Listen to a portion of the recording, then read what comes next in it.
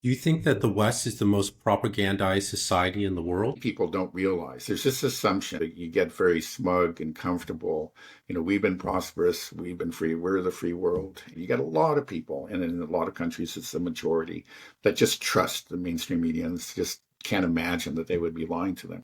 But many of us have discovered that they have. So, in places like the US, I think the majority just doesn't even believe the mainstream media anyway. They realize that they were lied to and, they go elsewhere. It doesn't mean that they necessarily find the truth elsewhere, but they become skeptical of the mainstream. Is that what it was like during the Soviet Union? People knew that Pravda or whatever, that this was propaganda, and people looked at it but knew it was fake. Is that Yeah, kind of where we're at now? well, no, it's a little different. The average Soviet citizen knew that there was a great deal of propaganda in the news that they read, but they would learn to read between the lines. It's like, oh, this is a propaganda sentence. Hey, this is probably real here. There was sort of they did develop these analytical skills. I remember reading about Soviet citizens who had emigrated to the United States or to another Western country. And I remember them commenting, these Soviet citizens, that they considered Westerners to be very naive. They very trustingly consumed everything that was presented to them. Now, maybe like back in those days, it was 90% true or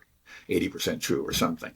But they would just swallow it whole, and they just didn't have that skepticism that had been fostered, within the Soviet citizenry. A lot of them had learned to be very, very skeptical, and to be not simply to trust these media outlets. And so when they got to the U.S., they actually said these people are very naive. They just believe everything they read, and they carried that skepticism with them. So it was different.